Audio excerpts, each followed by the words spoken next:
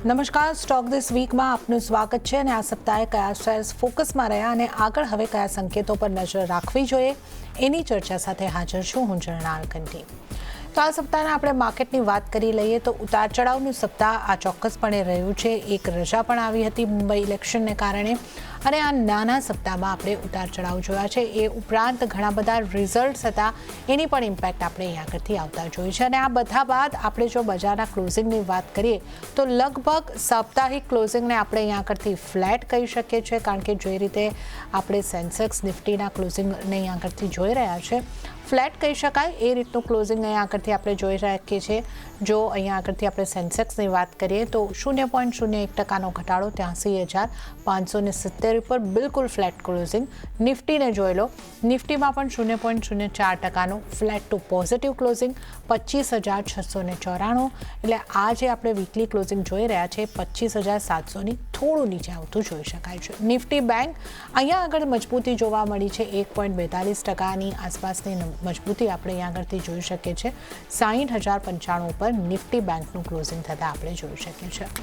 હવે આપણે જોઈએ કે સ્મોલ કેપ અને મિડ કેપ માટેનું ક્લોઝિંગ જે છે એ બજાર માટે કેવું રહ્યું છે એના પર નજર કરી લઈએ તો ત્યાં પણ હલકી મજબૂતી સાથેનું ક્લોઝિંગ છે. નિફ્ટી મિડ કેપને માટે સાપ્તાહિક ધોરણે 0.20%ની મજબૂતી બની 59,867 ઉપર મિડ કેપનું ક્લોઝિંગ છે અને 0.46%ની મજબૂતી સાથે નિફ્ટી સ્મોલ કેપ બંધ થતું જોવા મળ્યો છે 17,362 ઉપર. હવે આવી જઈએ સેક્ટર્સ ઉપર કે કયા સેક્ટર્સ એવા રહ્યા જેણે આ સપ્તાહમાં માર્કેટને મજબૂતી આપી અને કયા સેક્ટર્સ એવા રહ્યા કે જ્યાંથી આપણને આ સપ્તાહ દરમિયાન માર્કેટમાં થોડું દબાણ બનતું જોવા મળ્યું છે. તો ખાસ કરીને આપણે સેક્ટર ઉપર બાદમાં નજર કરીએ, પરંતુ અત્યારે આપણી સામે આવ્યા છે જે આ સપ્તાહના ટોપ ગેનર્સ અને ટોપ લૂઝર્સ કાઉન્ટર છે એના ઉપર નજર કરી લઈએ. ગેનર્સના ઉપર આપણે નજર કરી રહ્યા છે. ONGC આ સપ્તાહના ટોપ ગેનર 5.59 5.59%ની મજબૂતી સાથે. ત્યારબાદ ટેક મહિન્દ્રા 5.58%ની મજબૂતી રહી છે. ટાટા સ્ટીલ 5.50%ની મજબૂતી સાથે આપણને આ સપ્તાહમાં બતાવી છે અને ઇન્ફોસિસમાં 4.69%ની મજબૂતી આ સપ્તાહમાં બનતી જોવા મળી છે. અને હવે આપણે ખાસ કરીને જો નજર કરી લઈએ અન્ય જે વધનારા શેર છે એની અંદર SBI, હિન્ડાલ્કો, અલ્ટ્રાટેક સિમેન્ટ અને NTPC રહ્યા છે કે જ્યાં આગળ આપણે અહીંયા આગળથી એક મજબૂતી તરફનો કારોબાર થતા જોઈ રહ્યા છે. હવે આપણે અહીંયા આગળથી નજર કરી લઈએ કે ઘટનારા શેર કયા રહ્યા છે. ત્યાં આગળ સાપ્તાહિક ધોરણે ઘટનારા સ્ટોક્સની આપણે વાત કરીએ તો સિપ્લામાં 4.65%નું દબાણ બન્યું છે. L&Tમાં 4.19%નું દબાણ બન્યું છે. મારુતિ સુઝુકીમાં 3.89%નું દબાણ બન્યું છે અને સન ફાર્મામાં 3.53%નું દબાણ બનતું આપણને જોવા મળ્યું છે. તો આ ટોપ લૂઝર કાઉન્ટર ઉપર આપણે અહીં આગળથી ખાસ કરીને નજર કરી છે. તો હવે આપણે વધારે માર્કેટની ચર્ચા કરીશું અને આ તમામ વસ્તુની આપણે ખાસ કરીને ચર્ચા કરી લઈએ. પણ આ સપ્તાહમાં આપણે ઘણા બધા IT સ્ટોક્સના રિઝલ્ટ્સ આવતા જોયા અને એની જે ઇમ્પેક્ટ છે એ ખાસ આપણને અહીંયા આગળથી જોવા મળી છે. તો ટેક મહિન્દ્રા જેવા સ્ટોક છે એમાં સાપ્તાહિક ધોરણે 5.58%ની મજબૂતી જોવા મળી. ઇન્ફોસિસમાં 4.69%ની મજબૂતી જોવા મળી. તો આ HCL ટેક ઉપર પણ નજર કરી લો, 2.20%ની મજબૂતી સાપ્તાહિક ધોરણે ત્યાં બની છે. વિપ્રોમાં પણ 2.10%ની મજબૂતી બની છે. તો આ બધા IT સ્ટોક્સ જે છે એ ખાસ ફોકસમાં અહીંયા આગળથી રહેતા જોવા મળ્યા છે. આ સપ્તાહમાં સૌથી સારું પરફોર્મિંગ સેક્ટર PSU બેંકનું રહ્યું છે. નજર કરી લઈએ આપણે PSU બેંક ઇન્ડેક્સ ઉપર 4.8%ની સાપ્તાહિક મજબૂતી અહીંયા આગળથી આપણને આવતી જોવા મળી છે. અને અહીંયા જો આપણે કન્ટ્રીબ્યુશનની ખાસ કરીને વાત કરી લઈએ તો લગભગ મોટાભાગની જે બેંક્સ છે PSU બેંક એમાં આપણને મજબૂતી જોવા મળી છે. SBI બેંકમાં 1.36%ની મજબૂતી આપણને આવતી જોવા મળી છે. આ ઉપરાંત ખાસ કરીને કેનેરા બેંક 2.11% જેટલી મજબૂત આપણને થતી જોવા મળી છે. મહારાષ્ટ્ર બેંકમાં પણ 1% મજબૂતી, PNBમાં પણ આપણે એક સારી મજબૂતી 0.3%ની રહેતા જોઈ શક્યા છે. તો આ એક PSU બેંકનું સેક્ટર અહીંયા આગળથી આપણને આઉટ પરફોર્મ કરતું જોવા મળ્યું છે. પરંતુ આવતા સપ્તાહની તૈયારી કઈ રીતે કરવાની છે એની આપણે ચર્ચા કરીશું અને આ ચર્ચામાં આપણી સાથે વિદ્યાસાગર ઇન્વેસ્ટમેન્ટના નિશિત દોશી જોડાઈ ગયા છે. નિશિતજી, સ્વાગત છે આપનું CNBC બજાર પર. અને જે રીતે આપણે જોઈ રહ્યા છે કે આ સપ્તાહમાં સાપ્તાહિક ધોરણના ક્લોઝિંગ જે છે છે એ ફ્લેટ રહેતા આપણને જોવા મળી રહ્યા છે. નિફ્ટીનું ક્લોઝિંગ 25,694 એટલે 25,700ના લેવલ નથી અહીંયા આગળથી ટક્યા. તો કઈ રીતે તમે આ ક્લોઝિંગને જોઈ રહ્યા છો અને આવતા સપ્તાહ માટે નિફ્ટી માટે કેવી સ્ટ્રેટેજી અપનાવવાની સલાહ આપશો? સો ગુડ આફ્ટરનૂન. અને નિફ્ટીની માર્કેટની વાત કરીએ તો આ વીકમાં આપણને ડોજી પેટર્ન ફોર્મ થતા જોવા મળી છે વીકલી ટાઈમ ફ્રેમમાં. જો એક અનડિસાઇસિવ પેટર્ન કહેવાય છે કેન્ડલસ્ટિક પેટર્ન્સના હિસાબે. સો ડેફિનેટલી આપણને જે પિછલા સપ્તાહમાં કરેક્શન જોવા મળ્યું હતું ત્યારબાદ આ સપ્તાહમાં થોડું કરેક્શન રોક્યું છે અને એક ડોજી ટાઈપનું પેટર્ન આપણને નિફ્ટીમાં જોવા મળ્યું છે. તો નેક્સ્ટ વીકની વાત કરીએ તો જે ઇમ્પોર્ટન્ટ લેવલ્સ છે નિફ્ટીના એ હજી પણ સેમ જ રહે છે 25,600 અને 25,800. આ બે ઇમ્પોર્ટન્ટ લેવલ્સ છે, તો એને ધ્યાનમાં રાખવું પડશે. અગર એક્ઝિસ્ટિંગ લોંગ પોઝિશન છે તો એક 25,600નો સ્ટોપ લોસ રાખવો જોઈએ. એના નીચે અગર માર્કેટ જાય છે આપણને પહેલા 2-3 દિવસમાં અગર એના નીચે આપણને માર્કેટનું મુવમેન્ટ આવે છે તો આપણને હજી કરેક્શન જોવા મળી શકે છે.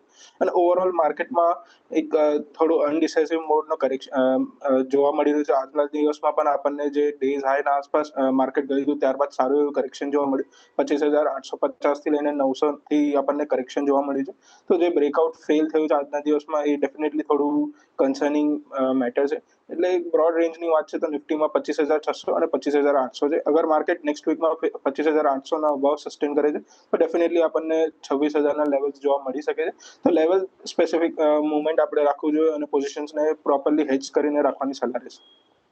ઓકે, તો એક લેવલ્સને તમારે ધ્યાનમાં રાખવાના છે અને આ જે છે 25,600થી લઈને 25,800ની વચ્ચે તમને અહીં આગળથી કામકાજ થતું જોવા મળી શકે છે. અને જો તમારી પાસે એક્ઝિસ્ટિંગ પોઝિશન છે તો તમે 25,600, 25,650ના સ્ટોપ લોસથી એક પોઝિશન બનાવી રાખી શકો છો અને 25,800, 25,900 સુધીના ટાર્ગેટ તમને જોવા મળી શકે છે. 25,800 સસ્ટેન થાય છે કે નહીં એના પર ખાસ નજર રાખવાની રહેશે. પણ બેંક નિફ્ટીમાં આ સપ્તાહમાં ચોક્કસપણે આપણે આઉટ પરફોર્મન્સ આવતું જોઈ શકીએ છીએ. શુક્રવારના દિવસે પણ મજબૂતી હતી અને સાપ્તાહિક ધોરણે તો લગભગ 1-2% મજબૂતી સાથે આપણને બેંક નિફ્ટીનું ક્લોઝિંગ આવતું જોવા મળ્યું છે 60,000ના સ્તરોની ઉપર. તો બેંક નિફ્ટી માટે આપની કઈ રીતની સલાહ રહેશે નિશિતજી? તો બેંક નિફ્ટીની વાત કરીએ તો જેમ તમે કીધું ડેફિનેટલી આ વીકમાં આપણને સારું એવું આઉટ પરફોર્મન્સ જોવા મળ્યું. પીએસયુ બેંક્સમાં એક સારી એવી મૂવ હતી. ઓવરઓલ બેન્કિંગ કાઉન્ટર્સમાં સારા એવા આપણને રિઝલ્ટ્સ પણ જોવા મળે છે. આજે ફેડરલ બેંકની પણ વાત કરીએ, આપણે મોર્નિંગમાં પીક આપ્યું હતું 256ના આસપાસ, તો એના પણ ટાર્ગેટ્સ આપણને મીટ થતા જોવા મળ્યા હતા ફેડરલ બેંકના. તો ડેફિનેટલી બેન્કિંગ સ્ટ્રોંગ સાઇડમાં ટ્રેડ કરી રહ્યું છે. તો ઓવરઓલ બેંક નિફ્ટીની વાત કરીએ તો અત્યારે 60,000ના અબાઉની ક્લોઝિંગ આવી છે, જે એક સારી એવી ક્લોઝિંગ છે. તો બેંક નિફ્ટીમાં ડેફિનેટલી લોંગ સાઇડમાં જ પોઝિશન્સ બિલ્ડ રાખવી જોઈએ. એક્ઝિસ્ટિંગ પોઝિશન્સ હોય તો 59,500નો એક સ્ટોપ લોસ રાખવો જોઈએ અને અહીંયાથી પણ એક ફ્રેશ આપણને અપસાઇડ જોવા મળી શકે છે. 60,500 સુધીના લેવલ્સ બેંક નિફ્ટીમાં નેક્સ્ટ વીકમાં જોવા મળી શકે છે. કે તો લોંગ સાઇડ રહેવાની સલાહ બેંક નિફ્ટી માટે બની રહી છે. 59,500ના સ્ટોપ લોસ અને 60,500ના ટાર્ગેટ તમે ધ્યાને રાખીને અહીંયા આગળથી ચાલી શકો છો. તો આ આપણે અહીંયા આગળથી ખાસ કરીને નિફ્ટી બેંકની વાત કરી છે. નિશિતજી, હવે આપણે જ્યારે બેંકની ચર્ચા, નિફ્ટી બેંકની ચર્ચા અહીંયા આગળથી કરી છે, તો બેંક્સના કાઉન્ટર સ્પેસિફિક જો વાત કરવી હોય તો કયા કાઉન્ટર ઉપર ફોકસ બનાવવો જોઈએ? આ સપ્તાહમાં આપણે જે રીતે જોયું, એસબીઆઈનો આપણે ઉલ્લેખ કર્યો, યુનિયન બેંક હોય, બેંક ઓફ ઇન્ડિયા હોય, આ બધા યુનિયન બેંક અને બેંક ઓફ ઇન્ડિયા 7-8% જેટલી સાપ્તાહિક મજબૂતી દર્શાવી રહ્યા હતા. ફેડરલ બેંકની જેનો તમે ઉલ્લેખ કર્યો, જે આપના એક પીકમાં પણ રહ્યું હતું, એમાં લગભગ લાઈફ ટાઈમ હાઈ બનતા આજે આપણને જોવા મળ્યા છે. તો બેંક્સમાંથી કયા કાઉન્ટર પર આપની પસંદગી બનશે? સો ઓવરઓલ પીએસયુ બેંક્સમાં જ આપણે પોઝિશન્સ બનાવી રાખવી જોઈએ. 2026માં પણ પીએસયુ બેંક્સ આપણને સારા એવા રિટર્ન્સ બનાવીને આપી શકે છે. અત્યારે અગર ખાસ પસંદની વાત કરીએ તો બેંક ઓફ બરોડામાં એક પસંદગી બની રહી છે. 308ના આસપાસ અત્યારે સ્ટોક ટ્રેડ કરી રહ્યું છે. અરાઉન્ડ 15 વર્ષના બ્રેકઆઉટ મંથલી ચાર્ટ્સમાં આપણને સ્ટોકમાં જોવા મળી રહ્યા છે. તો ડેફિનેટલી બેંક ઓફ બરોડાને ઇગ્નોર ના કરવું જોઈએ. Medium term to long term માટે પણ અને શોર્ટ ટર્મ માટે પણ બેંક ઓફ બરોડા બાય કરવું જોઈએ. ટાર્ગેટની વાત કરીએ તો શોર્ટ ટર્મમાં આપણને 320થી લઈને 325ના ટાર્ગેટ્સ જોવા મળી શકે છે બેંક ઓફ બરોડામાં. અને સ્ટોપ લોસની વાત કરીએ તો 295નો એક સ્ટોપ લોસ રાખવો જોઈએ. ઓકે, તો આ બેંક્સને અહીંયા કઈ રીતની પોઝિશન રાખવાની છે? અહીંયા પીએસયુ બેંક પર તમે ખાસ ધ્યાન રાખો. બેંક ઓફ બરોડાની પણ આપણે વાત કરીએ અને પીએસયુ બેંક પર ખાસ તમારો ફોકસ હોવો જોઈએ. તો આપણે અહીંયા આગળથી નિફ્ટી, બેંક નિફ્ટીની વાત કરીએ અને બેંકના આઉટ પરફોર્મન્સમાંથી સ્ટોક સ્પેસિફિક પણ આ સલાહ પર નજર કરી છે, જે આપણી સાથે નિશિતજીએ વાત કરી છે. હવે આપણે અન્ય નિષ્ણાતો નિફ્ટી માટે કેવી સલાહ આપી રહ્યા છે, નિફ્ટી માટે કેવી સ્ટ્રેટેજી બનાવવાની સલાહ આપી રહ્યા છે, એના ઉપર નજર કરી દઈશું. શરૂઆત કરીએ મીરાઈ એસેટ શેરખાનના સોમિલ મહેતાની સલાહથી. એમણે નિફ્ટીને સેલ કરીને ચાલવાની સલાહ આપી છે. 25,700ની આસપાસથી નિફ્ટીને સેલ કરવાની સલાહ. સ્ટોપ લોસ 25,820નો રાખવાનો રહેશે અને ટાર્ગેટ તેઓ 25,500નો જોઈ રહ્યા છે. તો સોમિલજી તરફથી નિફ્ટીને સેલ કરીને ચાલવાની સલાહ. હવે જોઈએ પ્રદીપ હોચંદાણીની સલાહ ઉપર જો આપણે નજર કરી લઈએ. પ્રદીપજીએ નિફ્ટીને ખરીદી કરીને ચાલવાની સલાહ આપી છે. સ્ટોપ લોસ 25,600નો રાખવાનો રહેશે અને ટાર્ગેટ 25,900નો પ્રદીપ હોચંદાણી અહીંયા આગળથી જોઈ રહ્યા છે. તો પ્રુડન્ટ કોર્પોરેટ એડવાઇઝરીના પ્રદીપ હોચંદાણીની સલાહ ઉપર પણ આપણે નજર કરી છે.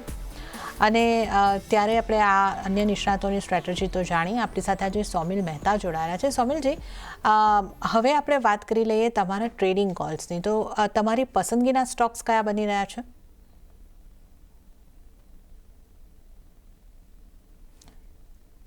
માફ કરશો નિશિતજી, આ સવાલ હું આપને પૂછવા માંગી રહી હતી. આપના ટ્રેડિંગ કોલ્સ કયા બની રહ્યા છે? સો જેટલા આપણે વાત કરી તો ટ્રેડિંગ કોલ પણ આપણો બેંક ઓફ બરોડા જ છે. બેંક ઓફ બરોડામાં અત્યારે ડેફિનેટલી બાય કરીને જવું જોઈએ. ટાર્ગેટની વાત કરી જેમ આપણે 325 સુધીના ટાર્ગેટ્સ આપણને બેંક ઓફ બરોડામાં જોવા મળી શકે છે. અને સ્ટોપ લોસની વાત કરીએ 295. તો શોર્ટ ટર્મમાં પીએસયુ બેંકમાંથી બેંક ઓફ બરોડાના ખરીદવાની સલાહ રહેશે ટ્રેડિંગ કોલના રીતે.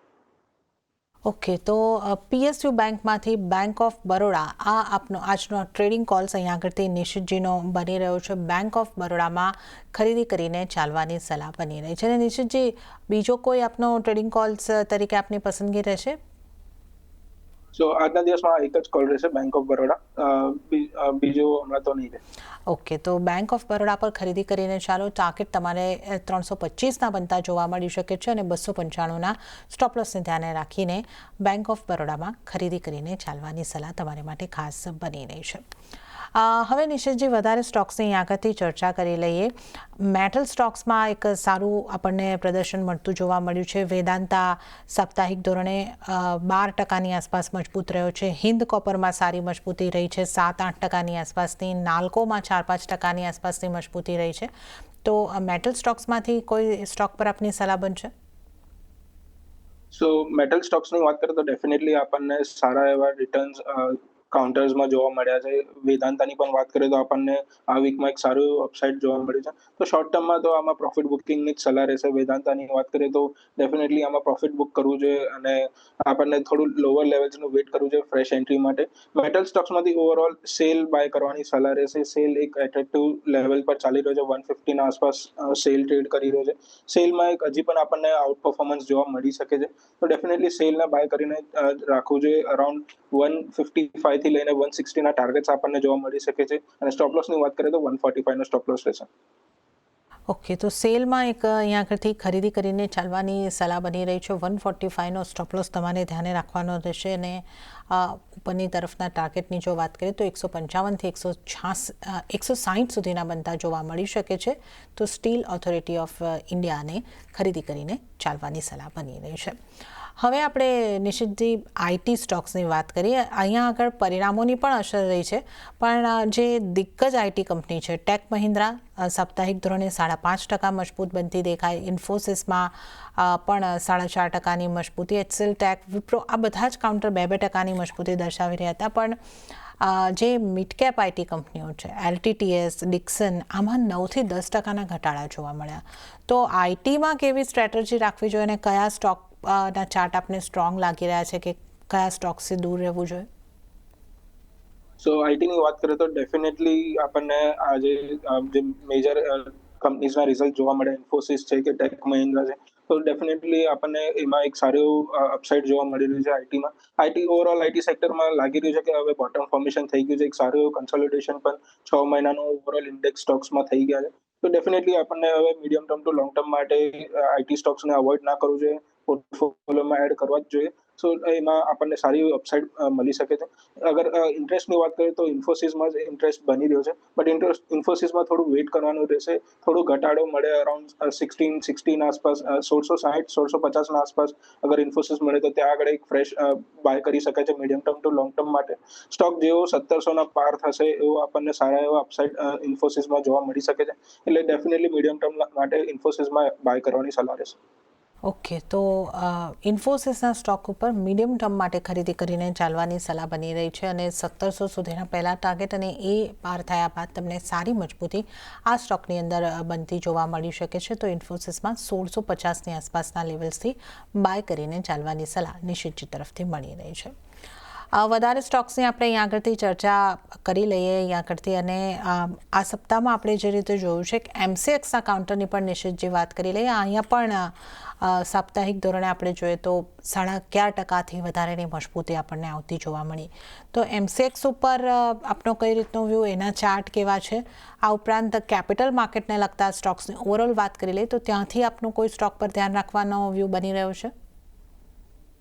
સો ઓવરઓલ કેપિટલ સેક્ટરની વાત કરીએ તો આપણે પહેલા પણ સીએનબીસી બજાર ચેનલ પર ડિસ્કશન કરેલું છે કે આપણને સારા એવા અપસાઇડ આ કંપનીઝ બતાડી શકે છે, ચાહે એક્સચેન્જ કંપનીઝ હોય, એમસીએક્સ છે, બીએસસી છે કે પછી બ્રોકિંગ કંપનીઝ હોય. તો એ હિસાબે જ આપણને આ વીકમાં સારા એવા બ્રોકિંગ કંપનીઝમાં પણ અપસાઇડ જોવા મળી અને એક્સચેન્જમાં પણ જોવા મળી. એમસીએક્સની ઓવરઓલ વાત કરીએ તો જે હિસાબે એનએસસીના આઈપીઓના ન્યૂઝના સંકેતો છે, મિનિમમ 1-2 મહિનામાં આપણને આ એનએસસીનો આઈપીઓ જોવા મળી શકે છે. એના લીધે પણ એક વેલ્યુ અપગ્રેડેશન થઈ રહ્યું છે સ્ટોકમાં અને સારું એવું અપસાઇડ આપણને જોવા મળી તો એમસીએક્સમાં. તો ડેફિનેટલી પોઝિશન્સ હોય તો એમસીએક્સમાં હોલ્ડ રાખવી જોઈએ.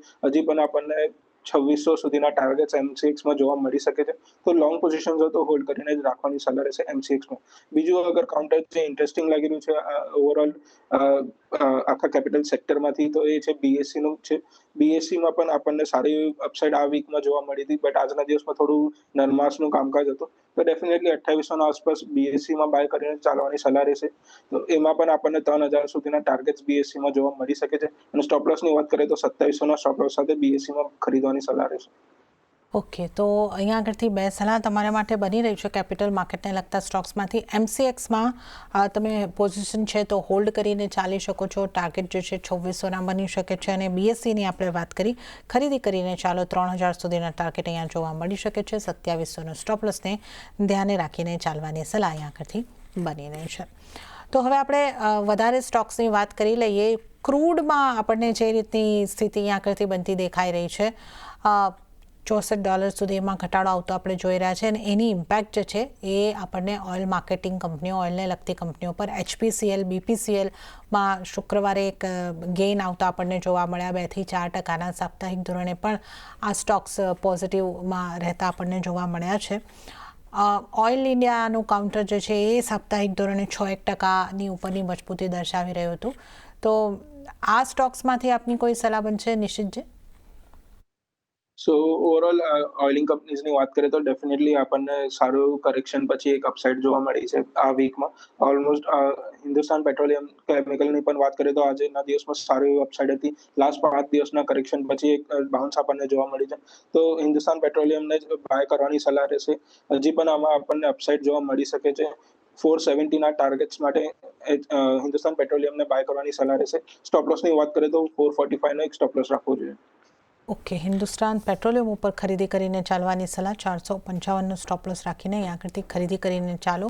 તો ઓઇલને લગતી કંપનીઓની આપણે અહીં આગળથી વાત કરી છે. હવે રિયલ એસ્ટેટને લગતી કંપનીઓની વાત કરી લઈએ. આગળ ગોદરેજ પ્રોપર્ટીનું કાઉન્ટર આ સપ્તાહમાં એવું રહ્યું કે જ્યાં આપણને વધારે ઘટાડો બનતો જોવા મળ્યો છે. સાપ્તાહિક ધોરણે 5%થી વધારેનું દબાણ ગોદરેજ પ્રોપર્ટીના કાઉન્ટરની અંદર આપણને બનતું જોવા મળ્યું છે. ગોદરેજ પ્રોપર્ટી આ કાઉન્ટર આપને કેવું લાગી રહ્યું છે કે રિયલ એસ્ટેટમાંથી જો કોઈને કોઈ સ્ટોક પર ફોકસ રાખવું હોય તો કયા સ્ટોક પર હોવું જોઈએ? તો ગોદરેજ પ્રોપર્ટીઝની પહેલા વાત કરી લઈએ તો ડેફિનેટલી આપણને થોડું કરેક્શન કાઉન્ટર્સમાં જોવા મળ્યું છે. એક સારું એવું કન્સોલિડેશન પછી હજી વીકનેસ આપણને વધતા જોવા મળી રહી છે. તો ડેફિનેટલી અત્યારે અવોઇડ જ કરવું જોઈએ. વીકનેસ થોડી વધતી પણ જોવા મળી શકે છે. અરાઉન્ડ 1800 સુધીના લેવલ્સ આપણને જોવા મળી શકે છે. તો અત્યારે અવોઇડ કરવાની જ સલાહ રહેશે ગોદરેજ પ્રોપર્ટીઝમાં. મીડિયમ ટર્મ ટુ લોંગ ટર્મનો વ્યૂ હોય અને પોર્ટફોલિયો સ્ટોકમાં એડ કરવાનું ઈચ્છા હોય તો ડેફિનેટલી ગોદરેજ પ્રોપર્ટી એક સ્ટ્રોંગ ફંડામેન્ટલ કંપની છે, તો આપણને સારા એવા અપસાઇડ આવવાના 6 મહિનામાં જોવા મળી શકે છે. તો મીડિયમ ટર્મ ટુ લોંગ ટર્મમાં તમે ગોદરેજ પ્રોપર્ટીઝને એડ કરી શકો છો. ઓવરઓલ બીજો જે ઇન્ટરેસ્ટિંગ કાઉન્ટર લાગી રહ્યું છે રિયલ એસ્ટેટ સેક્ટરમાંથી છે એ છે લોડા ડેવલપર્સ. લોડામાં આપણને સારું એવું બોટમ ફોર્મેશન 1000ના લેવલના આસપાસ જોવા મળ્યું. ત્યાંથી એક અપસાઇડ પણ લોડા ડેવલપર્સમાં જોવા મળી રહી છે. તો ડેફિનેટલી આમાં આપણે પોઝિશન બિલ્ડ રાખવી જોઈએ.